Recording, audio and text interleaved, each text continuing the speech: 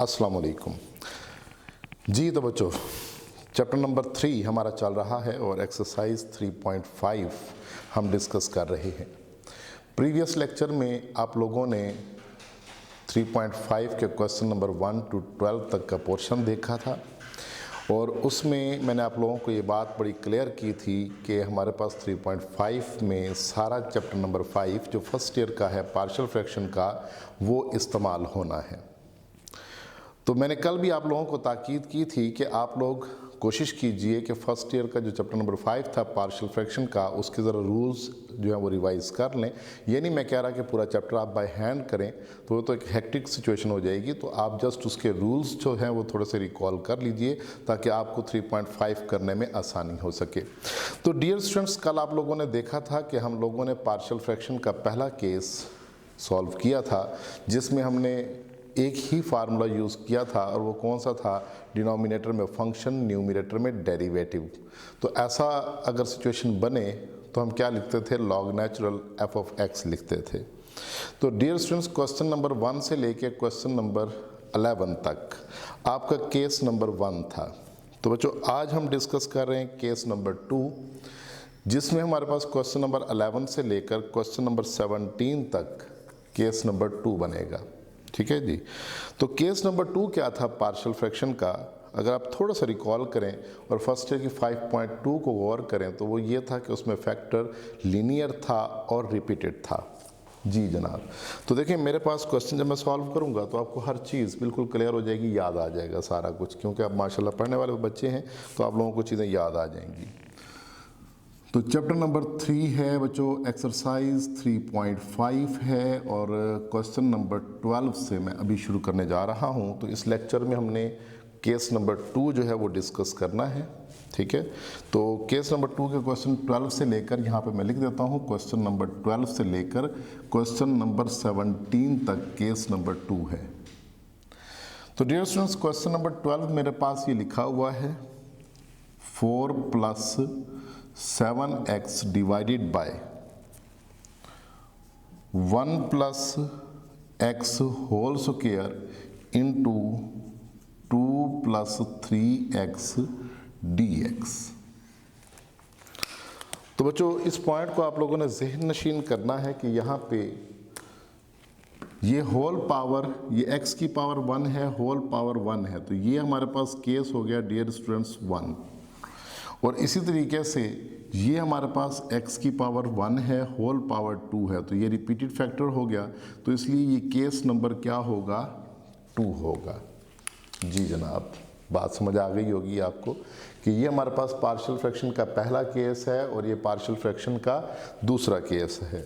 तो मेरे बच्चों, हम लोगों ने करना क्या है? तो सबसे पहले हमने इस इंटीग्रेशन के अंदर वाले हिस्से को सपोज कर लेना है। हम यहाँ पर लिखेंगे suppose 4 plus 7x divided by 1 plus x whole square into 2 plus 3x, this is equal to. बच्चों, ये रिपीटेड फैक्टर है, तो रिपीटेड फैक्टर को क्या लिखा जा सकता है? उसको लिखा जा सकता है a ओवर 1 प्लस x। अच्छा, यहाँ पे जब रिपीटेड फैक्टर आता है तो 5.2 को हम रिकॉल करते हैं फर्स्ट ईयर की। रिपीटेड फैक्टर आता है, जितनी इसकी पावर होती है इस फैक्टर की पावर को एक एक करके हम उतना बढ़ाते हैं। तो इसका मतलब है पहले हमने 1 पावर लिखी, फिर हम लिखेंगे b over 1 plus x whole का स्क्वायर। तो बच्चों देखो, यहाँ पे मैंने पावर को एक एक करके बढ़ा दिया है। तो ये हमारे पास केस नंबर 1 था। ठीक है, सॉरी केस नंबर 2 था। अब यहाँ से आगे केस नंबर 1 है, तो इसके ऊपर हम बात करेंगे c ओवर 2 प्लस 3x और इसको हम नाम दे देंगे इक्वेशन नंबर 1 का। जी जनाब, यहाँ तक पार्शियल फ्रैक्शन, यानी ये इंटीग्रेशन के अंदर वाले हिस्से को हमने सपोज किया और उसके पार्शियल्स लेट कर लिए कि ये हमारे पास इसके पार्शियल्स जो हैं वो लेट हो चुके। अब हमारा जो मेन टारगेट है वो है to find the value of a, b and c। अब हमने a, b और c की वैल्यू कैलकुलेट करनी है, तो उसके लिए हम क्या करेंगे? Multiply both side by 1 plus x whole square into 2 plus 3x, तो पूरी इक्वेशन के बोथ साइड्स को हमने इससे मल्टीप्लाई कर देना। तो बच्चों जब ये इससे मल्टीप्लाई होगा तो रिजल्ट बचेगा 4 + 7x = जब ये इससे मल्टीप्लाई होगा तो एक पावर स्क्वायर से कट जाएगी तो बाकी आ जाएगा a × 1 + x × 2 + 3x। जब ये b वाले फैक्टर से मल्टीप्लाई होगा तो ये हो जाएगा b × स्क्वायर से स्क्वायर कैंसिल हो जाएगा, बाकी बचेगा 2 + 3x प्लस यहाँ पे c × ये हिस्सा कैंसिल हो जाएगा, बाकी बच जाएगा 1 + x होल स्क्वायर। तो इक्वेशन नंबर 2। जी कुछ बच्चे कह रहे हैं कि ये तो हमें आता है, ज़रा स्पीड तेज़ कर लें। तो बच्चों आप लोगों को ज़रूर आता है, लेकिन कुछ हमारे फेलोज़ ऐसे भी हैं जिनको थोड़ा सा पार्शियल फ्रैक्शन रिकॉल करवाना पड़ रहा है, तो उनके लिए ज़रा हमें स्पीड और आहिस्ता रखनी है। तो आपने थोड़ा सा कंप्रोमाइज़ करना है। जिनको आता है वेरी गुड, वो मेरे साथ साथ आगे मूव करते रहें, और जिनको नहीं आता है वो अच्छी तरह से समझ लें इस बात को। तो डियर स्टूडेंट्स, अब यहाँ से आगे आपके पास लीनियर फैक्टर्स 2 मौजूद हैं, इनको आपने बारी बारी 0 पुट करना है। तो सबसे पहले हम करते हैं जी पुट 1 + x = 0। तो इम्प्लाइज दैट x = क्या होगा, -1 इन इक्वेशन 2। इक्वेशन 2 के अंदर हम इसको पुट करेंगे। So this becomes 4 + 7 × -1 = 1 - 1। देखिए -1 यहाँ पुट होगा तो ये पूरा फैक्टर क्या हो जाएगा, 0 हो जाएगा। तो इसको लिखने की फिर ज़रूरत नहीं होती ना, तो ये भी हमारे पास 0 हो जाएगा, इसको भी लिखने की ज़रूरत नहीं है। तो हम अपने काम को थोड़ा सा मिनिमाइज़ कर लेते हैं, तो b × 2 + 3 × -1 कर लेते हैं। बाकी ये दोनों फैक्टर्स a और c दोनों 0 हो जाएंगे, तो इसको लीव कर देते हैं। अब जो ये बनेगा -7 + 4, दिस इज़ -3। अब मैंने ज़रा ये डायरेक्ट आंसर लिख दिया। कुछ बच्चों ना कैलकुलेटर से इसका आंसर कैलकुलेट करते हैं, तो जो कैलकुलेटर से करते हैं वो कैलकुलेटर से तसल्ली कर लें इसकी, ठीक है। तो यहाँ पे बनेगा -3 + 2, दिस इज़ -1, और -1 को हम b के साथ शुरू में लिख देंगे, -1 × b। सो b की वैल्यू हमारे पास क्या हासिल हो जानी है बच्चों, बोथ साइड को माइनस से कैंसिल करेंगे तो b की वैल्यू हमें हासिल हो जानी है 3। लें जी, एक कांस्टेंट हमें हासिल हो चुका। अब हमने दूसरा कांस्टेंट हासिल करना है। तो दूसरा कांस्टेंट हासिल करने के लिए मैं यहाँ पे लिखता हूँ पुट 2 + 3x = 0। तो इम्प्लाइज दैट x की वैल्यू बच्चों आ जानी है मेरे पास -2/3 इन इक्वेशन 2। तो डियर स्टूडेंट्स, यहाँ पे देखें, ये 2 + 3x को हमने 0 रखा हुआ है, तो ये फिर a क्या हो गया, 0 हो गया, b भी क्या हो गया, 0 हो गया। तो जस्ट मुझे x की जगह -3/2 यहाँ पुट करना है और c में पुट करना है। तो मैं इसको लिखूँगा 4 + 7 × -2/3 = c × 1 - 2/3 होल स्क्वायर।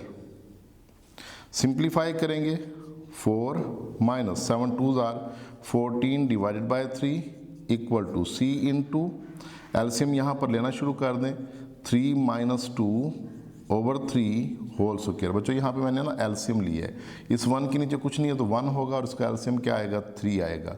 तो डियर स्टूडेंट्स, आप समझ सकते हैं इस बात को कि ये मैंने किस तरह से और कैसे लिखा। यहाँ पे एलसीएम लेंगे, ये 3 4s are 12 -14 / 3 होगा = c × ये हो जाएगा हमारे पास 3 - 2 1/3 और उसका ऊपर स्क्वायर भी लिखा हुआ है, तो सो दिस इज़ 1/9 हो जाएगा। सो अल्टीमेटली बच्चों ये बनेगा मेरे पास -2/3 = c × 1/9। अच्छा, 9 को आप इधर ले जाके मल्टीप्लाई करेंगे, implies that c will be equal to -2/3 × 9। तो बच्चों जब आप इसको सॉल्व करेंगे तो यहाँ से 3 से 9 कैंसिल होगा, 3 3s are 9, 3 2s are 6। तो c की वैल्यू बच्चों हमें हासिल हो गई -6। तो इस पॉइंट को आप लोगों ने याद रखना। बल्कि हम एक काम करते हैं, यहाँ से आगे c = हो जाएगा -6। लें जी, अब b और c की वैल्यू हमें हासिल हो चुकी। तो नेक्स्ट हमने करना ये है बच्चों कि जो थर्ड कांस्टेंट है वो हमने फाइंड आउट करना है a। अच्छा, केस नंबर 2 जब आप लोगों ने पढ़ा था तो बड़ी इंटरेस्टिंग सी बात थी बच्चों कि हमारे पास दो लीनियर फैक्टर थे, उन दोनों लीनियर फैक्टर्स को 1 बाय 1 हम लोगों ने 0 पुट किया और दो कांस्टेंट हम लोगों ने हासिल कर लिए। अब यहाँ से आगे हमने करना क्या है, हमने ये तीसरा कांस्टेंट मालूम करना है। तो बच्चों हम एक काम करते हैं, हम इन दोनों कांस्टेंट को ज़रा एक तरफ सेव कर लेते हैं ताकि हमारे पास जो ना हमें लिखने में आसानी हो, क्योंकि अभी मैंने बोर्ड रेज करना है तो बोर्ड रेज करके वैल्यू लिखनी है। तो b की वैल्यू बच्चों हमारे पास कैलकुलेट हुई है 3 और c की वैल्यू कैलकुलेट हुई है -6। ये दो वैल्यूज़ हमने सेव कर ली। मेथड आप लोगों ने नोट कर लेना है। अब मैं इसको रेज करके फिर से दोबारा से इसको सॉल्व करके तीसरी वैल्यू जो है वो कैलकुलेट कर रहा हूँ, तो आई होप कि आप इसको समझेंगे। ठीक है, देखें अब मैं करने लगा हूँ इसको रेज। अच्छा, अगर आप लोगों ने अभी तक नोट नहीं किया तो आप वीडियो को ना पॉज कर दीजिएगा बच्चों, वीडियो को पॉज करके ना फिर आप लोग इसको नोट कर लीजिएगा। ठीक है, तो नेक्स्ट आप लोगों ने करना क्या है, देखो यहाँ से अब आपके पास इक्वेशन 2 लिखी हुई है और इसमें से आपने तीसरा कांस्टेंट जो है वो फाइंड करना है और इसमें आप कोएफिशिएंट्स क्या करने पड़ेंगे, कंपेयर करने पड़ेंगे। तो बच्चों आप लोग लिखेंगे equation 2 can be written as equation 2 can be written as, यानी इक्वेशन 2 को ही हम लिख रहे हैं। और आपको याद आ गया होगा कि 5.2 में लास्ट टाइम आपने फर्स्ट ईयर में क्या किया था, तो यहाँ पे आपने किया 4 + 7x is equal to a into, इनको मल्टीप्लाई करेंगे तो 1 × 2 2 हो जाएगा, प्लस 1 को 3x से मल्टीप्लाई करेंगे तो 1 3x हो जाएगा, x फिर 2 से मल्टीप्लाई होगा तो प्लस 2x बनेगा, फिर x इससे मल्टीप्लाई होगा 3x स्क्वायर आ जाएगा, प्लस b इंटू इसके साथ कोई चीज़ मल्टीप्लाई नहीं हो रही तो डियर स्टूडेंट्स इसको एज इट इज़ रखते हैं, प्लस c इंटू यहाँ पे 1 + x का स्क्वायर ओपन हो रहा है। जी बच्चों a + b का स्क्वायर, a + b का स्क्वायर क्या होगा, a square plus b square और प्लस 2ab आप लोग नहीं भूलेंगे, 2 × 1 × x नहीं भूलेंगे, ख्याल करेंगे। तो 2ab जब करेंगे तो 2x आपके पास आंसर आ जाएगा। अच्छा, अब आप इसको थोड़ा सा सॉल्व करते हैं तो 4 प्लस हो जाएगा 7x इज इक्वल टू, यहाँ पे अब ये जो कांस्टेंट a आपके सामने लिखा हुआ है, इस कांस्टेंट a को आपने इन सब के साथ क्या करना है, मल्टीप्लाई करना है। तो बच्चों मैं यहाँ पे ना एक काम करता हूँ कि ये जो 3 + 2x है इनको ऐड करके लिख लेता हूँ 5x, और फिर जब मैं a को अंदर मल्टीप्लाई करूँगा तो a 5x से मल्टीप्लाई होगा, तो ये बनेगा मेरे पास बच्चों 2a प्लस a को जब 5x से मल्टीप्लाई करेंगे तो ये बनेगा 5ax, फिर a जब इससे मल्टीप्लाई होगा तो 3ax स्क्वायर हो जाएगा। हाँ जी बच्चों, बात समझ आ गई है। मैंने रेड कलर से ज़रा हाईलाइट किया है ताकि आप लोगों को बात समझ आ जाए। मैंने स्टेप बचाया है कि मतलब बार बार मुझे दोबारा से लिख कर टाइम ना वेस्ट करना पड़े, पता लगे वीडियो लेंथी हो गई है। ठीक है, तो b को अंदर मल्टीप्लाई करेंगे, so this is 2b plus हो जाएगा 3bx, फिर हो जाएगा plus c x square plus हो जाएगा 2cx, यानी अब c इन तीनों से क्या हुआ, मल्टीप्लाई हो गया। नेक्स्ट बच्चों हम क्या करते हैं, ज़रा इक्वेशन को अरेंज कर लेते हैं। यहाँ पे देखो पहले कांस्टेंट लिखा हुआ है, फिर x लिखा हुआ है, तो हम इसी तरतीब से चल पड़ते हैं। हम लिखते हैं यहाँ पे 4 + 7x और इससे आगे लिखते हैं जी प्लस 0x स्क्वायर। बच्चों मैंने ब्लू कलर से लिखा है ताकि आपको पता हो कि 0x स्क्वायर मैंने अपनी तरफ से लिखा है, क्योंकि 0x स्क्वायर लिखने से कोई फ़र्क नहीं पड़ता। तो लिहाजा अब हम इसको लिखेंगे 2a + 2b, यानी सारे कांस्टेंट जिनमें x नहीं है वो इकट्ठे कर रहे हैं। 2a + 2b प्लस हो जाएगा हमारे पास c। देख लें कोई और कांस्टेंट तो नहीं है, 1 2 और ये 3 कांस्टेंट है। तो नेक्स्ट आप लोगों ने x वाली टर्म, ओके।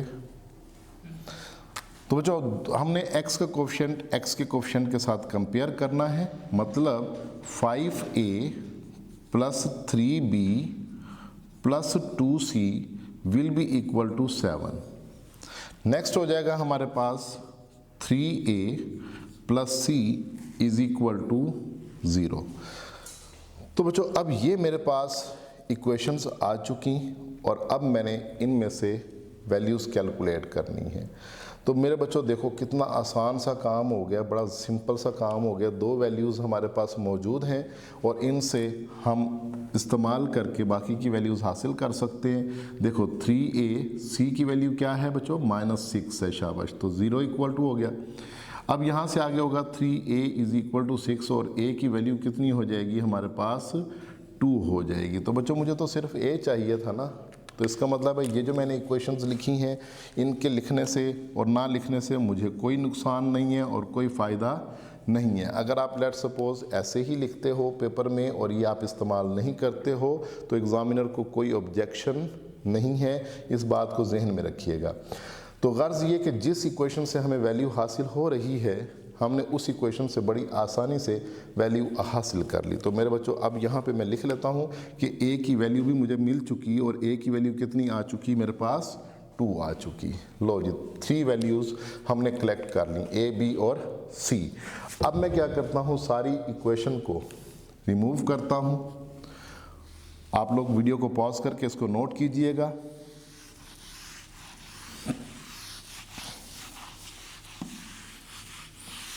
तो मेरा कंसर्न जो था वो वैल्यूज़ फाइंड करने के लिए था, मैंने वैल्यूज़ फाइंड कर ली। अब मैंने यहाँ पे लिखना है जी नाउ, इससे आगे आप चलेंगे और आप लिखेंगे now equation 1 becomes, equation 1 becomes, ठीक हो गया बच्चों। तो आप लोगों ने लिखना है 4 + 7x divided by 1 + x whole square 2 + 3x is equal to, a की वैल्यू 2 है, 2/1 + x, b की वैल्यू 3 है ओवर 1 + x का स्क्वायर और c की वैल्यू -6 है डिवाइडेड बाय 2 + 3x हो जाएगा। लो बच्चों यहाँ पे तो फर्स्ट ईयर एंड हो चुकी, ठीक है। फर्स्ट ईयर का काम यहाँ पे ख़त्म हुआ कि मैंने इस क्वेश्चन का ये हिस्सा सपोज किया और उसके मैंने पार्शल्स बनाए और फिर मैंने a, b और c की वैल्यू कैलकुलेट की, फिर a और b और c की वैल्यू इस इक्वेशन 1 के अंदर पुट करके मैंने पार्शल्स कंप्लीट कर लिए। अब यहाँ से आगे शुरू होने लगा है सेकेंड ईयर का पार्ट, ठीक है। अब इंटीग्रेशन की तरफ हम जाते हैं। तो मैंने क्या करना है, देखो बोथ साइड इंटीग्रेशन को अप्लाई कर देना है। जैसे ही आपके पार्शल्स बनेंगे हम बोथ साइड पार्शल्स के इंटीग्रेशन अप्लाई कर देंगे। अब जो ये वाला हिस्सा है, ये मैंने कल भी लास्ट लेक्चर में भी आपको बताया था कि ये हिस्सा क्वेश्चन है, इसको छेड़ने की ज़रूरत नहीं है, हमें सिर्फ राइट साइड को सॉल्व करना है। तो राइट साइड के हवाले से ये बच्चों 2 कांस्टेंट है, पहले आ जाएगा 1/1 + x dx। यहाँ पे ये 3 कांस्टेंट है, पहले आ जाएगा और आगे लिखेंगे 1 + x पावर, बच्चों नीचे स्क्वायर पावर है और आपको पता है डिनोमिनेटर में अगर फंक्शन की पावर 2 आ जाए या 3 आ जाए या कोई फंक्शन की पावर आ जाए तो पहले हम उसको न्यूमरेटर में ले जाते हैं। तो न्यूमरेटर में ले गए। अब यहाँ पे -6 लिखा हुआ है, मैं यहाँ से एक काम करता हूँ, -2 को बाहर निकाल लेता हूँ और +3 को अंदर रहने देता हूँ। तो इससे क्या फ़ायदा होना है जी, बहुत सारे बच्चे पहुँच चुके हैं मेरी बात तक कि इससे क्या फ़ायदा होना है। तो जो लास्ट लेक्चर की प्रैक्टिस कर चुके हैं ना वो पहुँच चुके हैं कि यहाँ पे क्या फ़ायदा होना है। जिन्होंने लास्ट लेक्चर की प्रैक्टिस नहीं की है वो सोच रहे हैं कि सर ने -6 को क्यों लिखा, क्योंकि -6 जो है इसको लिखा तो जा सकता है -2 × 3, तो -2 को मैंने बाहर लिख दिया, 3 को अंदर लिख दिया। फ़ायदा क्या है बच्चों, फ़ायदा ये है कि नीचे फंक्शन है, ऊपर उसका क्या बन रहा है, डेरिवेटिव बन रहा है। देखिए मैंने -6 को अपने फ़ायदे के लिए इस्तेमाल किया कि नीचे फंक्शन बना लिया, ऊपर उसका डेरिवेटिव बना लिया। तो 2 का डेरिवेटिव क्या होगा 0, 3x का डेरिवेटिव क्या होगा 3, तो नीचे फंक्शन है, ऊपर उसका क्या बन रहा है, डेरिवेटिव। अच्छा यहाँ पे ये पावर ऊपर लेकर गए तो इससे क्या फ़ायदा होना है बच्चों, इसमें देखो इससे भी मैंने फ़ायदा हासिल किया है। 1 का डेरिवेटिव 0 होता है, x का डेरिवेटिव 1 होता है और आगे कुछ ना लिखा हुआ हो तो 1 तो होगा ना, तो इसका मतलब है फंक्शन और आगे क्या बन रहा है, डेरिवेटिव। तो इस लेक्चर में हमने ये सीखा कि इंटीग्रेशन के अंदर अब दूसरे केस तक दो फार्मूलाज यूज़ हो सकते हैं। वो कौन कौन से फार्मूलाज हैं, वो दोनों फार्मूलाज मैं लिख देता हूँ। पहला फार्मूला है नीचे फंक्शन, ऊपर उसका डेरिवेटिव है, तो ये बराबर होगा log natural F of x के। दूसरा जो फार्मूला बच्चों यूज़ हुआ है यहाँ पे, वो यूज़ होगा फंक्शन पावर n, आगे फंक्शन का डेरिवेटिव हो तो फंक्शन की पावर में आप 1 ऐड करेंगे और उसी पावर से डिवाइड करेंगे। तो बच्चों यहाँ पे अब दूसरे केस तक ये दो फार्मूलाज यूज़ होंगे, इसके अलावा और कोई फार्मूला यूज़ नहीं होना। बात समझ गए होंगे, ठीक हो गया। मैंने पहले केस में आपको बताया था कि सिर्फ यही फार्मूला यूज़ होना है, अब दूसरे केस में बता रहा हूँ कि सिर्फ यही फार्मूला यूज़ होना है, इसके अलावा और कोई फार्मूला यूज़ नहीं होना। तो ये देख लें अब आप। तो बच्चों अब यहाँ से आगे मैं लिखूँगा 2, नीचे फंक्शन है ऊपर डेरिवेटिव है, so log natural 1 plus x हो जाएगा, यानी नीचे वाला फंक्शन आ जाएगा, प्लस 3 इंटू ये फंक्शन की पावर में 1 ऐड कर देंगे और उसी पावर से क्या कर देंगे, डिवाइड कर देंगे, माइनस 2 इंटू ये फिर नीचे फंक्शन है ऊपर डेरिवेटिव बना हुआ है, तो लॉग नेचुरल 2 प्लस 3x हो जाएगा और प्लस कांस्टेंट ऑफ इंटीग्रेशन तोहफतन हदियतन हमें साथ लगाना पड़ता है। तो बच्चों अब यहाँ से आगे इसको लिखा जाएगा 2 लॉग नेचुरल 1 प्लस एक्स, ये माइनस 2 प्लस 1 क्या हो जाएगा, -1। इस -1 को यहाँ पे लगा देते हैं, सो दिस इज़ -3 और ये इसकी पावर -1 बचेगी, इसको नीचे ले जाके हम +1 कर देते हैं। ठीक है, ये स्टेप बच्चों ज़रा आप थोड़ा सा रफ वर्क में कर लीजिएगा। और यहाँ से आगे -2 into log natural 2 plus 3x plus हो जाना है कांस्टेंट ऑफ इंटीग्रेशन। तो डियर स्टूडेंट्स ये आंसर है क्वेश्चन नंबर 12 का। तो जो केस नंबर 2 है पार्शियल फ्रैक्शन का, वो इसी तरीके से परफॉर्म होना है। तो अब यहाँ पे वीडियो को पॉज करें और पूरा क्वेश्चन आप पहले भी नोट कर चुके होंगे, अब फर्दर का जो पार्ट है वो नोट करें। यहाँ से आपका सेकेंड ईयर का पोर्शन जो है वो शुरू हो रहा है। इसके बाद बच्चों एक क्वेश्चन और है मेरे पास, क्वेश्चन नंबर 15 है। ये ज़रा थोड़ा सा टेक्निकल क्वेश्चन है, मैं आपको इस क्वेश्चन के अंदर एक ऐसी स्टेज पर पहुंचा देता हूं जहां से आप खुद सॉल्व कर सकेंगे आगे, तो वहां पर पहुंचकर उससे आगे फिर आप लोगों ने खुद सॉल्व करना होगा। ठीक है, तो होप कि आपको ये क्वेश्चन बड़े अच्छे तरीके से क्लियर हो गया होगा। और मेरे पास चूँकि बोर्ड की किल्लत है तो इसलिए मैं मिटा मिटा के लिख रहा हूँ, तो अगर बोर्ड बड़ा होता तो शायद फिर मैं इसको ज़्यादा लिखता। तो ज़ाहिर बात है हमारे पास कैमरे की जो आँख है उसकी भी एक रेंज है, उस रेंज को भी फोकस करना है हमने। तो बच्चों नेक्स्ट हमारे पास क्वेश्चन नंबर 15 है जिसके ऊपर हम बात करने लगे हैं।